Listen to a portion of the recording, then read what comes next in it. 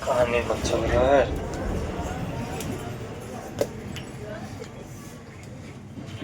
इसमें वृत्त और वृत्त से संबंधित जितना फॉर्मूला है ना उसको हम लोग देख लेंगे आज, ठीक है। और याद कर लीजिएगा, मेंसुरेशन इसन का सब्जेक्ट है, ठीक है, कि अगर आप फॉर्मूला नहीं याद रखिएगा तो एक और क्वेश्चन नहीं बनेगा आपसे, ठीक है। दूसरी का नंबर, मेंसुरेशन बनाने के लिए बोर्ड मास का पूरा जानकारी होना चाहिए। अगर किसी को बोर्ड मास नहीं आता है, बोर्ड मास अगर नहीं आता है तो आप सीख लीजिए उसको। अब वो कहिएगा हमको सिखाने के लिए, तो हम नहीं सिखाएंगे, वो आपका काम है, ठीक है। आप जहां से सीखिए। सबसे पहले, बहुत बड़ा हो जा रहा है, छोटा है क्या कुछ बल्ला टाइप का, रहने दो इसी को।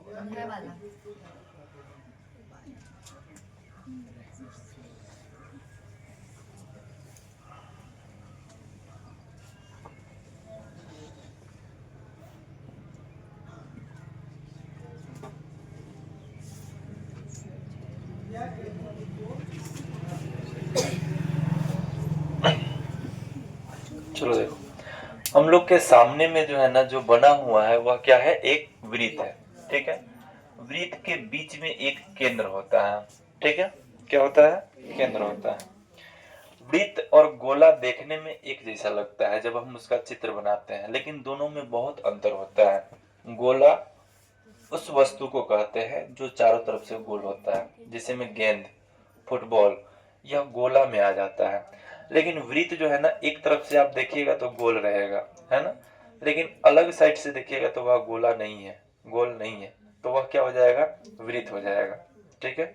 सबसे पहला चीज, यह अंतर आप अपने मन में याद करके रखिएगा, ठीक है। गोला और वृत्त में क्या अंतर है, तो गोला चारों तरफ से गोल रहेगा आपको, जैसे में कोई गेंद, वह क्या होगा, चारों तरफ से गोल होगा तो वह गोला कहलाएगा, है ना। और वृत्त यानी जो एक तरफ से गोल हो, अलग साइड से गोल नहीं हो, उसको हम लोग क्या कहते हैं, वृत्त कहते हैं। जैसे कि यह वृत्त हो गया, और गोला यानी गेंद जो होगा ना, वह क्या हो जाएगा, गोला हो जाएगा, ठीक है। या फुटबॉल क्या हो जाएगा, गोला हो जाएगा। वृत्त में एक केंद्र होता है, ठीक है। केंद्र से होकर गुजरने वाली रेखा को क्या कहते हैं, व्यास कहते हैं। अगर कोई रेखा केंद्र से होकर गुजरे तो वह क्या कहलाएगा, व्यास कहलाएगा। चाहे वह किसी भी साइड में, ऊपर से नीचे आए, सिर्फ केंद्र को टच करके आना चाहिए, छू के आना चाहिए, वह क्या कहलाएगा, व्यास कहलाएगा, ठीक है। एक वृत्त में अगर आपसे क्वेश्चन पूछे, एक वृत्त में कै वो व्यास खींचा जा सकता है, अनगिनत, उसका कोई लिमिट नहीं है, ठीक है। याद रहेगा, कोई दिक्कत है, व्यास समझ में आ गया। व्यास को हम लोग डी से सूचित करते हैं, कैसे सूचित करते हैं, डी से, ठीक है। वृत्त के केंद्र से किसी एक भाग को स्पर्श करने वाली रेखा को त्रिज्या कहते हैं। जैसे कि यह केंद्र हो गया, यहां से अगर एक भाग यहाँ तक स्पर्श करेगी तो इसको क्या कहेंगे, त्रिज्या। तो यहाँ से यहाँ तक त्रिज्या हो गया, है ना। और यहाँ से यहाँ तक क्या हो गया, त्रिज्या हो गया। यानी एक व्यास में कै गो त्रिज्या होता है, दो गो। याद रहेगा। व्यास को यहाँ तक आ रहा है, व्यास को डी से सूचित करते हैं, त्रिज्या को आर से सूचित करते हैं, है ना। अभी हम लोगों ने पढ़ा एक व्यास में कै गो त्रिज्या होता है, दो गो, है ना। तो इसका मतलब है कि एगो फॉर्मूला हम लोग लिख सकते हैं, डी बराबर 2r, यानी एक व्यास में कै गो त्रिज्या है, दो गो त्रिज्या है ना। तो इसका अर्थ यह है कि हम यह भी कह सकते हैं कि एक त्रिज्या जो है ना, व्यास का क्या होता है, आधा होता है ना। समझ में आया, नहीं समझ में आया, देखो यहां से यहां तक क्या है, व्यास है, यहां से यहां तक क्या है, त्रिज्या है, तो फिर यहां से यहां तक भी त्रिज्या है ना। तो एक त्रिज्या यह और एक त्रिज्या यह, जब दोनों त्रिज्या को मिला देंगे तो क्या बन जाएगा, व्यास बन जाएगा, है ना। अगर हमको व्यास दिया हुआ है, एक त्रिज्या निकालना है, तो यह पूरा व्यास है, इसका आधा ही ना त्रिज्या है, तो त्रिज्या निकालने के लिए व्यास को क्या करेंगे, आधा, है ना। और व्यास निकालने के लिए त्रिज्या को क्या करेंगे, दो गुना, है ना। तो अगर सोचिए किसी वृत्त का त्रिज्या 3 है, तो व्यास कितना हो जाएगा, 6 हो जाएगा। क्या करेंगे, दो गुना करेंगे, समझ में आया? अगर किसी वृत्त का त्रिज्या 2 है तो व्यास का करेंगे, अगर किसी वृत्त का व्यास 8 है तो त्रिज्या कितना हो जाएगा? समझ में आ रहा है? किसी को डाउट है पीछे? उधर पूछना है कुछ? नहीं समझ में आया? कहे और किसी को? चलो फिर से तुलो को समझ में आया? ये बेंच तुलो समझ में आया? इधर दे तुलो को। त्रिज्या जो होता है क्या होता है? व्यास का आधा होता है, और व्यास जो होता है वह त्रिज्या का क्या होता है? 2 गुना होता है। ठीक है, तो कभी भी त्रिज्या का मान दिया हुआ है, व्यास निकालना है तो क्या करेंगे? 2 से गुना कर देंगे, है ना? और कभी भी व्यास दिया हुआ है, त्रिज्या निकालना है तो क्या करेंगे? 2 से भाग दे देंगे। ठीक है, कोई दिक्कत है? अगर सोचिए कि किसी वृत्त का त्रिज्या है ना 3 सेंटीमीटर है ना, तो उसका व्यास कितना हो जाएगा? 6 सेंटीमीटर, है ना? और वही दे दे कि किसी वृत्त का व्यास 6 सेंटीमीटर है तो त्रिज्या कितना हो जाएगा? 3 सेंटीमीटर ना। तो कभी भी इतना ही याद रखना है, त्रिज्या दिया हुआ है, व्यास निकालना है तो 2 गुना कर देंगे, क्या है कि 2 गो त्रिज्या मिलके 1 गो व्यास होता है। और कभी भी व्यास दिया हुआ है, त्रिज्या निकालना है तो उस व्यास को क्या करेंगे? आधा कर देंगे, है ना? किसी भी चीज को आधा करने के लिए उसमें 2 से भाग देते हैं। ये छठा सतवा में पढ़ने वाला चीज है। ठीक है, कि अगर किसी भी चीज को हम लोग को आधा करना है मैथ में ना, या किसी भी चीज में, उसमें 2 से भाग दे दीजिए, जो भाग आएगा वही आधा हो जाएगा, है ना? तो व्यास को आधा करने के लिए क्या करेंगे? 2 से भाग दे देंगे। कोई दिक्कत है? समझ में आया? अभी भी किसी को समझ में नहीं आया तो खड़ा हो जाओ।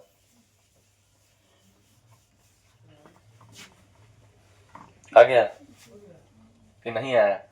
आ गया, चलिए बहुत अच्छा बात है, आ गया समझ में। तो बागर कहीं ये दोनों में कोई दिक्कत नहीं है। आगे चलते हैं। अभी हम लोगों ने पढ़ा कि वृत्त के केंद्र से होकर गुजरने वाली रेखा को क्या कहते हैं? व्यास कहते हैं। अगर किसी से पूछ दिया जाए, है ना, यह वृत्त हो गया, है ना, किससे पूछे? खड़ा हो जाए तो तेज है। हम लोग पढ़े कि वृत्त के केंद्र से होकर गुजरने वाली रेखा को क्या कहेंगे? व्यास कहेंगे, है ना? बताइए, ये केंद्र है और यहाँ से ये रेखा गुजरी है, इसको क्या कहेंगे? व्यास कहेंगे। क्या कहेंगे? जीवा कहते हैं, है ना?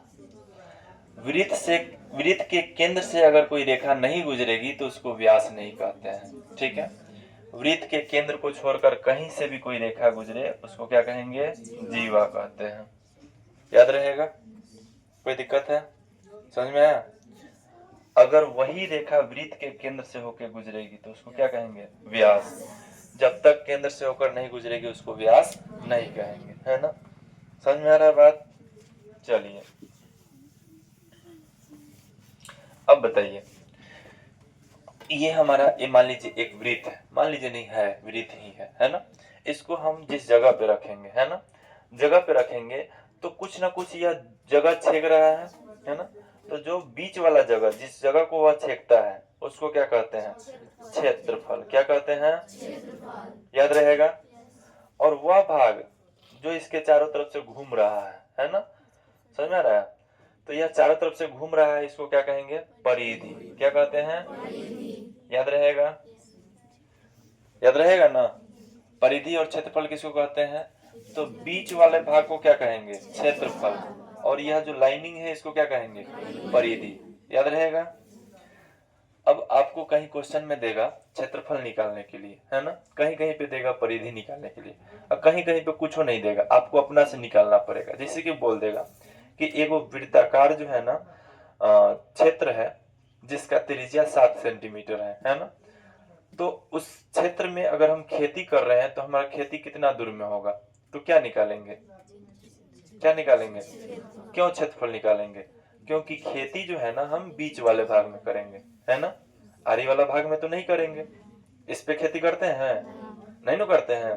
उसके बाद अगर वही क्वेश्चन को फिर कहे कि वही खेत है 7 सेंटीमीटर त्रिज्या वाला गोल खेत है ना, लेकिन उसके चारों तरफ से हमको घेरना है, तो चारों तरफ से घेरना है, तो घेरने के लिए किसका क्या निकालेंगे? परिधि। क्योंकि हम कहाँ घेरेंगे? इस लाइनिंग पे घेरेंगे, बीच में घेरने आएंगे? नहीं आएंगे, है ना। तो जब इस लाइनिंग का बात आएगा तो क्या निकालेंगे? परिधि। और जब बीच वाला का बात आएगा तो क्या निकालेंगे? क्षेत्रफल। ठीक है।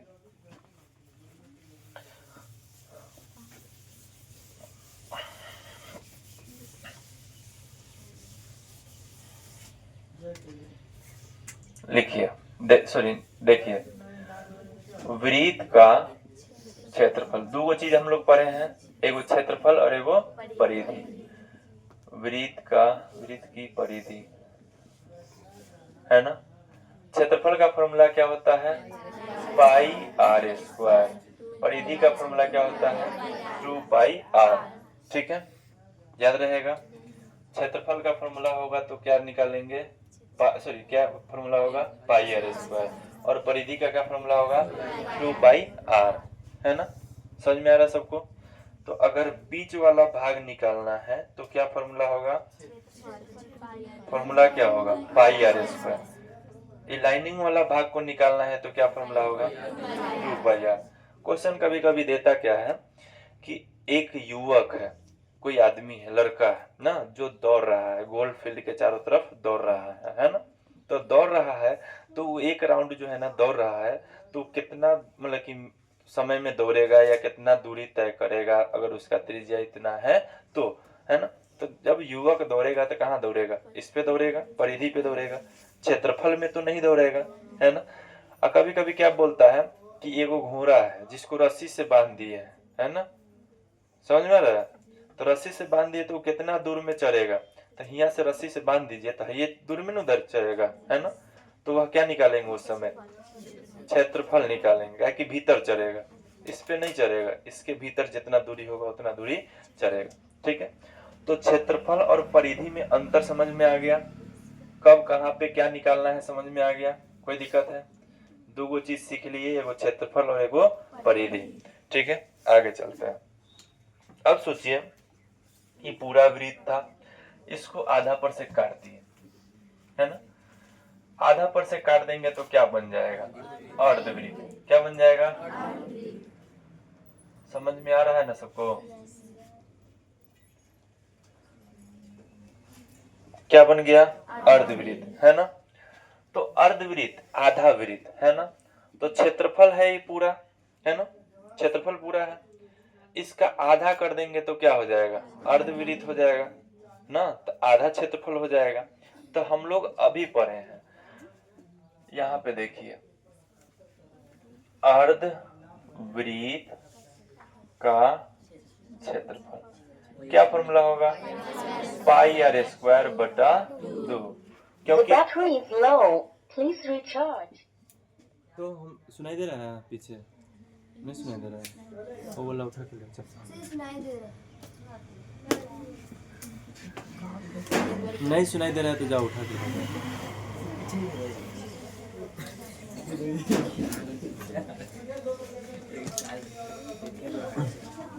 चलो देखो, पीछे सुनाई दे रहा है ना। तो अर्धवृत्त का क्षेत्रफल निकालना है तो क्या फॉर्मूला होगा? पाई आर स्क्वायर बटा 2। क्यों? क्योंकि अभी हम लोगों ने पढ़ा कि जब किसी चीज को आधा करना होगा ना, तो उसके लिए क्या फॉर्मूला आता है? बट्टा में आप 2 कर दीजिए, वह आधा हो जाएगा। तो क्षेत्रफल को निकालना था, बट्टा में 2 कर दिए तो क्या हो गया? आधा कर दिया। तो अब उसी प्रकार से अर्धवृत्त का अगर परिधि निकालना है, अर्धवृत्त की परिधि, तो क्या फॉर्मूला होता है? 2 पाई आर बटा 2 कर देते हैं, 2 पाई आर बटा 2 कर देते हैं। तो 2 से 2 क्या हो जाएगा? कट जाएगा। तो फॉर्मूला क्या होना चाहिए? पाई आर, यही फॉर्मूला होना चाहिए, है ना। लेकिन आप कल लिखवाए होंगे तो आप देखे होइएगा कि पाई आर नहीं होगा, इसका फॉर्मूला होगा पाई प्लस 2 इंटू आर होगा, है ना। आखिर में ऐसा क्यों हुआ, है ना? जब हमने बताया कि जब हम किसी भी चीज को आधा करना होगा तो 2 से भाग देंगे। परिधि को भी तो आधा ही करना है ना। अर्धवृत्त का परिधि है तो परिधि को भी क्या करना है? आधा करना है। तो आधा करना है तो 2 पाई आर है, बटा में 2 कर दिए, आधा हो गया, लेकिन यह परिधि नहीं निकला। क्यों नहीं निकला समझिए। यहाँ पे इधर देखो, परिधि के लिए हम लोग पढ़े थे, परिधि किसको कहते हैं, तो इस लाइनिंग को परिधि कहते हैं, है ना। और जब इसका आधा करेंगे तो यहाँ से मान लीजिए काट देते हैं, है ना। काट देंगे तो हमारा जो परिधि होगा यहाँ से यहाँ तक ही निकलेगा, है ना। लेकिन अर्धवृत्त जब भी बनता है तो अब देखिए, परिधि आधा किए तो यहाँ से यहाँ तक निकल गया, तो यहाँ से यहाँ तक का मान कितना आया, पाई आर, है ना। ये पूरा गोल का मान कितना था, 2 पाई आर। आधा कर दिए तो क्या निकला, पाई आर। लेकिन इसमें देखिएगा तो ये लाइनिंग यहाँ से यहाँ तक का तो पाई आर हो गया, लेकिन इसमें यहाँ से यहाँ तक लाइन क्या हो जाता है, बढ़ जाता है। बढ़ा कि नहीं बढ़ा, है ना। अगर मान लीजिए पूरा गोल था तो हाई लाइनिंग का मतलब नहीं था, लेकिन जब आधा करेंगे तो यहाँ से यहाँ तक कितना आ गया, पाई आर, है ना।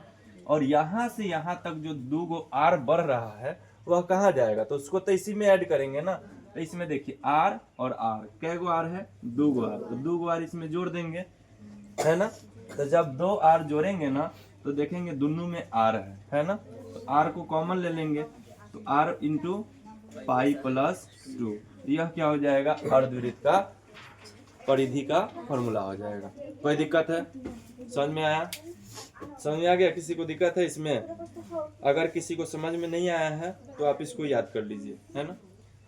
समझ आ रहा है ना, क्या कितना भी तोड़ दिए अब इससे ज्यादा टूटने वाला नहीं है ना। समझ में आ गया। आपको 4 गो फॉर्मूला हो गया।